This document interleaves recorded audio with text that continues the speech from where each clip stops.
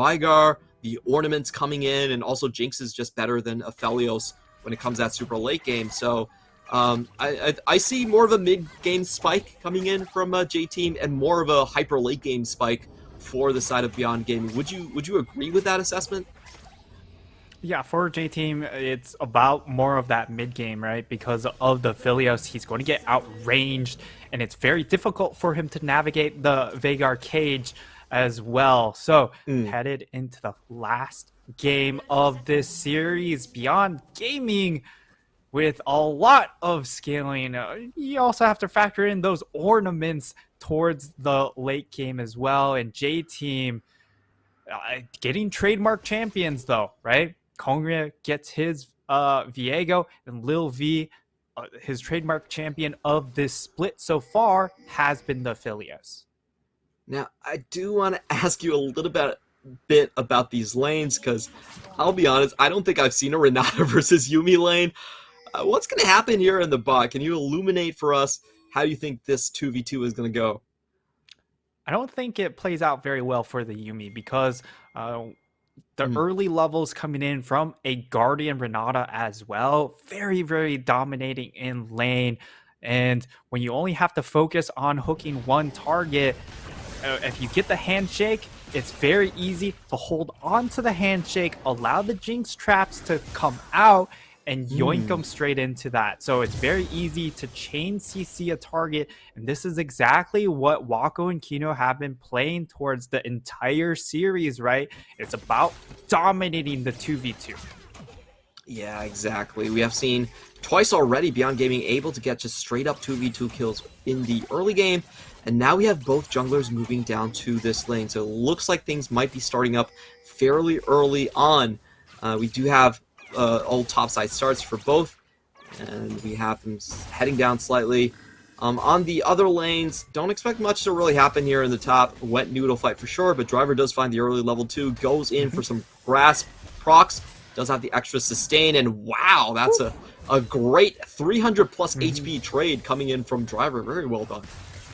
Yeah, also has, of course, the Doran's Ring, so packing a little extra punch. And one of the other things is Liang, he's gone for the refillable potion start here because he wants to farm up that extra gold and then purchase the Doran Shield. If he goes Doran Shield and potion, then he isn't able to buy sustain later on in the lane. So he gives up, that level 1 pressure, but overall, it's more of a greedy approach to this lane. Yep, is just kept underneath this tower. Will lose quite a bit here, but ooh, gets a great no trade back from Driver on this one. And it seems like he will be fine for the time being at the very least. Kongria trying to poke into the river. Possible dive attempt spotted. Yeah, we do have Lee Sin moving up there, but he's going to get spotted right off the bat here. So we'll see if they still opt in for this one. I'm not sure they know where Viego is on the map, and it looks like Lee Sin actually walks back, and now the dive goes the other way. Liang is fairly low, but he also has a chance to avoid crowd control. Let's see how they play this one out. Driver still trying to push the wave in, and he's out of mana, so I think this one's going to be pretty hard to pull off, but with Ari into the mix, things could change. Viego's going back. He does have his TP, but it might be all too late. Let's see how J-Team play this. They show Kongria Unstoppable already used by Liang. He has nowhere to go, but he gets the knock up onto Kongria. Driver nearly falls down. Uniboy going to take a tower shot. He gets out, and first blood to J-Team. Clean escape.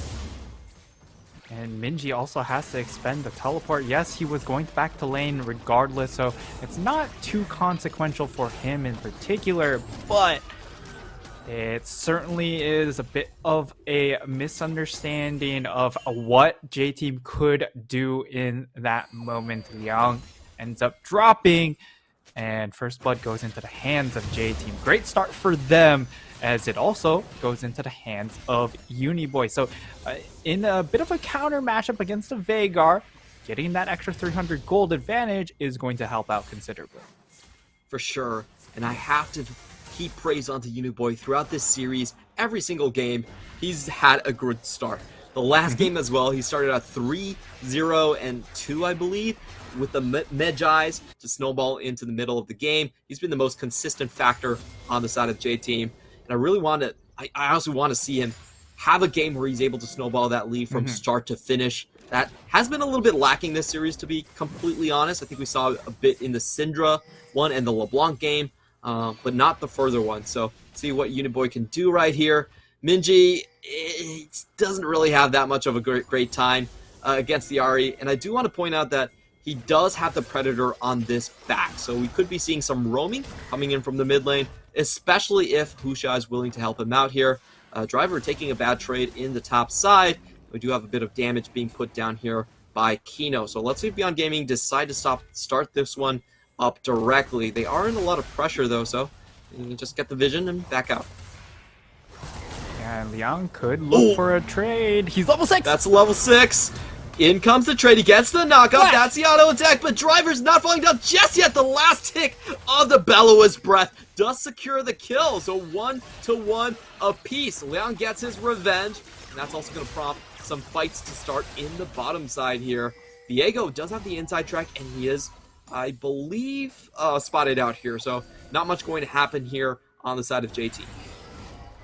Yeah, Minji though, out of mana, so he can't, it's going to be difficult for Beyond Gaming to start off that dragon, and that's why they actually go ahead back off of that objective, knowing that Ahri will be able to answer that fight. And on the flip side, Minji wouldn't be able to, as he's stuck under tower with not a lot of blue resources given to him at the moment. So Korea will be the one to start out the objective, and now we get to see the replay. Liang plays this fight perfectly, sees that last minion is about to die. That's when he looks for this trade, and he just plays it to a T. Right when level 6 comes through, boom, goes in, initiates it, and then a very quick skill up onto that ultimate, which allows him to finish off this kill. Perfect read of the situation, and of course, remember, Ornn does have percent max health damage, so he can do a fair amount of damage in these tank v tank matchups. Just so well played, you know, getting the W on the body slam, the E, sorry, on the body slam, and then just following up with the flash. Last tick of Bellows Breath to finish things off. Beautiful start coming in on the side of Liang. So we do have a state where I feel like both sides are fairly equal, and I think JT do need to find something in this mid jungle. This is, I think the first Herald fight is going to be very important for a team that has to spike in the mid game coming into this one. So do you want to have you walk us over like how you see that fight starting up? What would be an advantageous situation for J-Team? Are they willing to just move members from the bot lane first to get the 5v5 going? Yeah, I think it comes down to Uniboy being able to try and create some map pressure. And I mean, if Beyond Gaming do opt for it, they will be the second ones on the play, right? Because Veigar isn't able to get shoved against this Ahri pick, and as a result, you see Beyond Gaming, they just go, yeah, we understand, we get it. Your Ahri is really strong at the moment, so we'll just go ahead, concede that extra space, and instead we'll deny away the Ahri's blue buff. So I like this play coming out from the side of Beyond Gaming. Maybe able to hold on to the blue buff and save it for Minji. That would be a really big buff for them to secure, but they will go ahead, concede that over. In Kino, I mean, he walks up to get his support stacks onto that tower, but now it will be a reset to allow Wako to get his own item purchase, and he's in a pretty comfortable spot again in this fifth and final game, really setting himself up to carry. Both of these 80 carries in pretty good position right here, and we even have Lil V with a bit of a CS lead so far. Just taking stock of the situation, I feel like Beyond Gaming, they're pretty much used to paying the Minji tax. Like, the first Herald is, we'll try and see if they mess up, but if not, it usually does go to the opposing mid laner. Beyond Gaming not too completely upset about that one. But this first Herald drop could change things up quite a bit. There are CC chains that can be played here, and so does have level 6, so Final Chapter is online. The crowd control potential here is massive. We'll see if they where they actually decide to use this Herald. Beyond Gaming already with 1 plate. That's going to be the second one. So despite the CS deficit, they should be ahead in this lane. Still holding their own here. But the big thing to note of is that Wako is missing tier 1 boots. So it doesn't have that extra move speed. And that can make him an easy target for the next gank. You have the mobility coming in from Ahri. You also have the extra move speed coming in on the hard path from Viego. So there's definitely a big opportunity here for J-Team to attack this bottom side. As you can clearly see, they get mid lane priority and look to try and strip away some of the vision down in this river area to set, Beyond Gaming a little bit of uneasiness in approaching the tower. Uniboy also has that mythic completed over Minji with a much more defensive build coming in with the Merc Treads first. We are getting J-Team starting to establish vision across this Drake. First one will be a Mountain Drake here. And as both teams start to poke their heads into this area of the map, we have a very high chance of a collision happening here. Minji dropping the wards down, making sure he dots out everything. And so far, both of these teams have played incredibly safe, incredibly smart, have avoided everything. And now Beyond Gaming are coming in for a chance at this one. A very early Herald drop down by Kongyue. They have to defend this now to get value. Kind of interested about this. I feel like he actually accidentally placed it. Yeah, he definitely accidentally placed that Herald. Yeah, Driver looking for opportunity. Oh, there goes the final chapter. They managed to catch 2. There goes the reset. But they get the Viego back in turn. J-Team do have a numbers advantage, but at the meantime, Charm goes down anyway, and they're getting multiple kills. Resets down for Uniboy, and he picks up all the remaining members. Beyond Gaming wanted to hold a 4v5, and they get caught out. J-Team with a massive win. And now Wako is left to try and equalize the play here on the bottom side. Can he actually do it? TP coming down from the side of Driver. He's not going to be able to take this tower down, but neither is Little V. We're going to watch this again. It started out kind of wonky. Yeah, it ends up being a great cast, but it lands on the front line. However, the front line isn't as tanky as you'd hope for at the moment. So the CC lockdown coming in from the Everfrost, leading into then the final chapter is just way too much for the side of Beyond Gaming to deal with. So J-Team, they find the perfect team fight there, at least from their CC chaining, and it just leads to a giant snowball. All of a sudden, they are out to a 1,200 gold lead. Yes, you find still a lot of gold onto this Jinx, and it offers you that win condition. But when we outlined J-Team's win condition, it was about being able to kind of come into the mid game with the gold lead and really try and blow the top off this game. And while the gold lead isn't there yet, it does look flashing coming in from Minji. There will be a flash trade on either side. A very interesting use of this one, as they might just walk into Kongyue. Better CC chain, and Husha falls down. One turret shot taken, but that's not enough to get the return kill. Meanwhile, Driver looking for his own solo. Liang going to pop his ultimate. He doesn't get the second proc, and J-Team are winning across all 3 lanes. Top lane gets a trade, bot lane gets a kill. J-Team blow this game open. You talk about blowing the top off of this game, and so far it's looking at J-Team live up to expectation with this composition. And I mean, this bot lane gank this bot lane kill that ends up happening, it's just a 2v1, there's nothing really impressive about it. It's Wako coming up into the lane without his support, and the support gap is just there.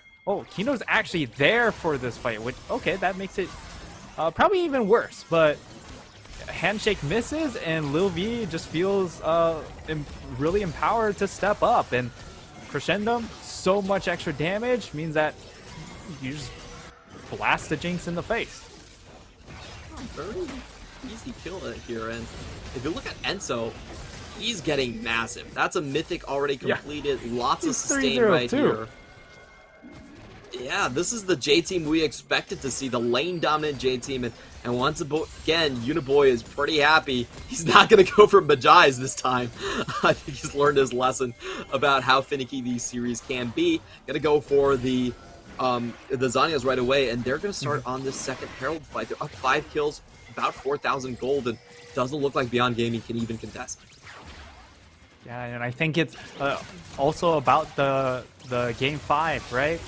The driver, he's going to not take a whole lot of damage from this one item Jinx. Yes, it's a pretty good paced mythic, but at the same time, you're not too worried about it when you have your own completed tank mythic.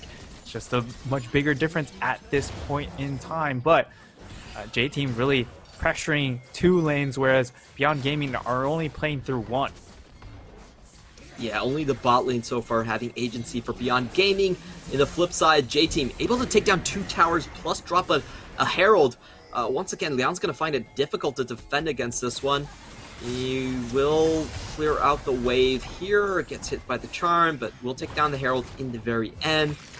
And J team, I think their objectives are online. They have that mid-game edge they were looking for. Now it's about cashing it out and making sure Beyond Gaming can't come back with the late game. We do have an Ocean Drake here, and J team already have a double stack, so they can force Beyond Gaming to walk into these fights over and over again. Yeah, and for Beyond Gaming, it's so important for them to find one of these next 2 dragons, because then it buys them enough time to get to those scaling breakpoints. But Kino just trying to be as annoying as possible here, delay the backs as long as possible. There is only 1 minute until this Ocean Dragon. At the same time, I think if you do get to late game, the Ocean Dragon doesn't mean as much for J team as it did in the previous game for Beyond Gaming, right?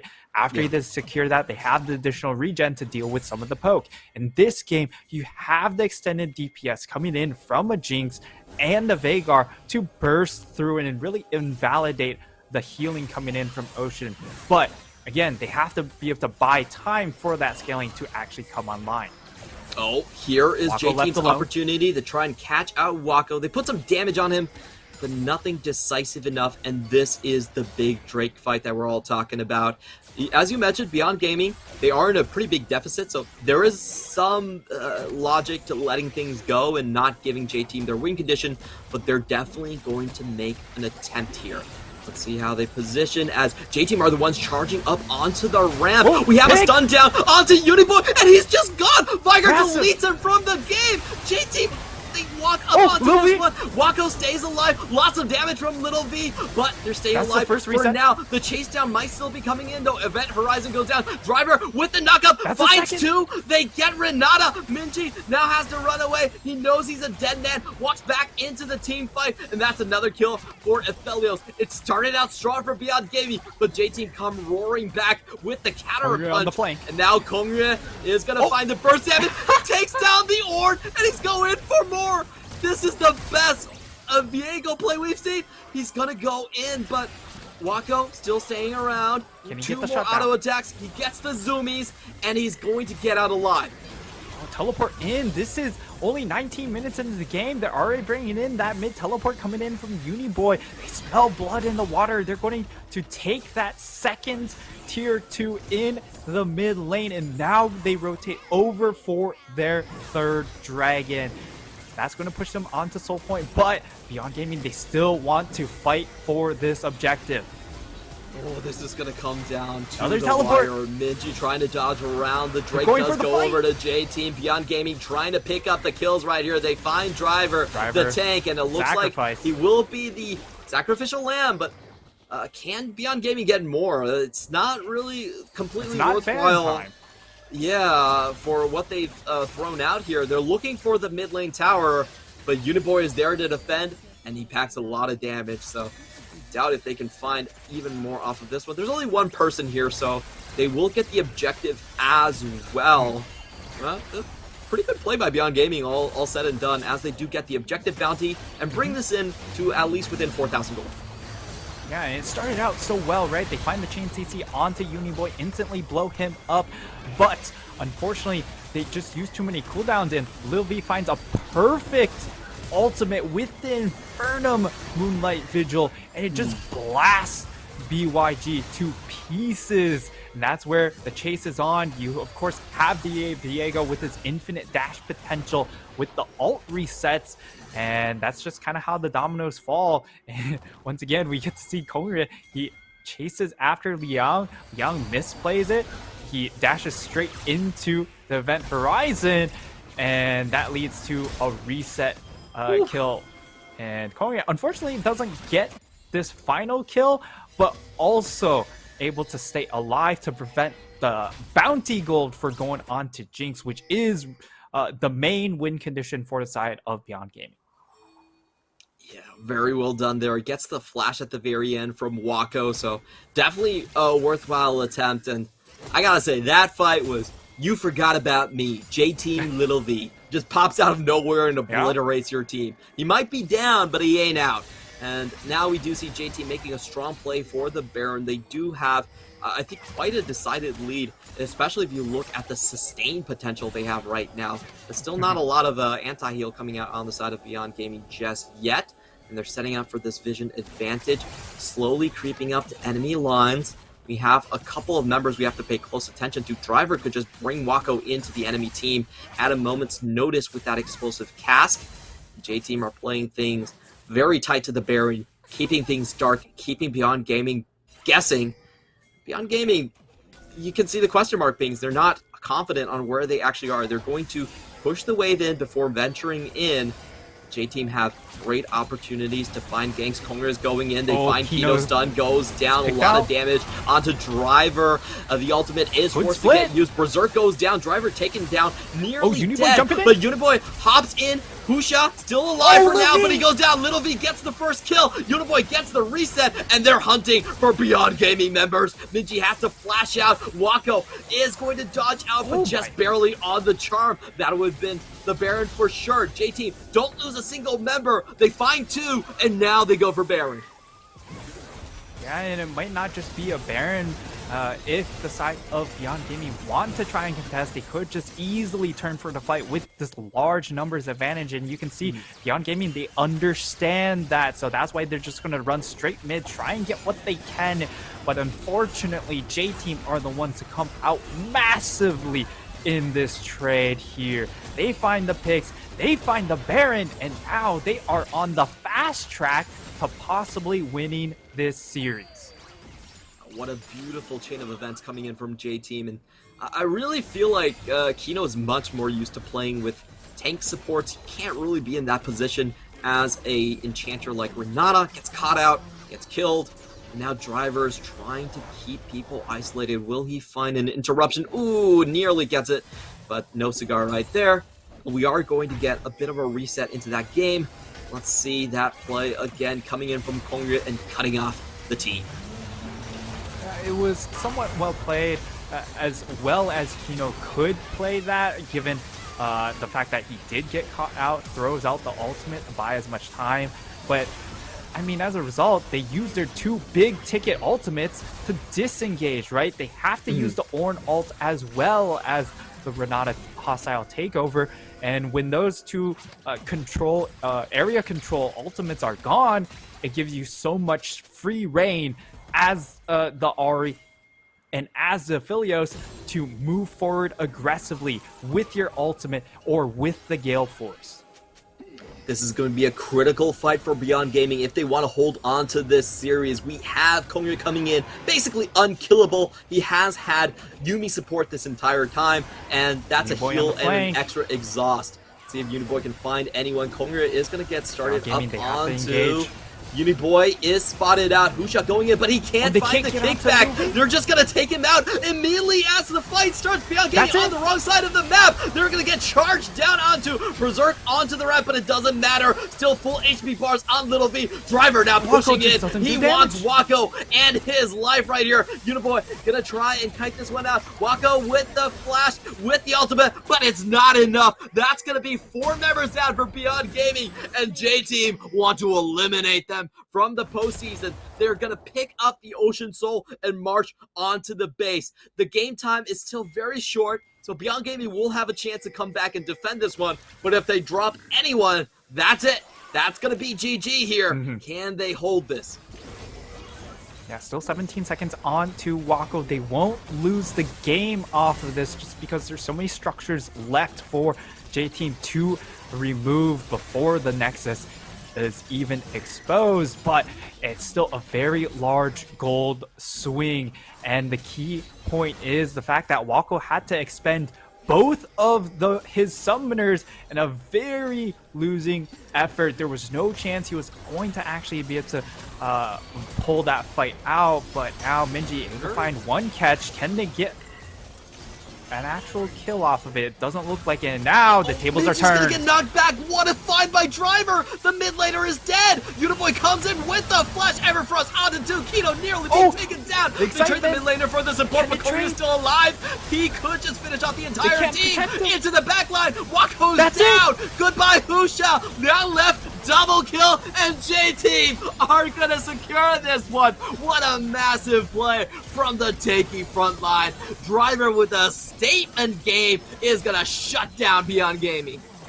Now I was going to say, look, the Ornn items are almost online, but J-Team, they smell that it's almost online, and they also smell blood in the water. It will be J-Team to secure the series 3-2 fashion, but boy, was this a series.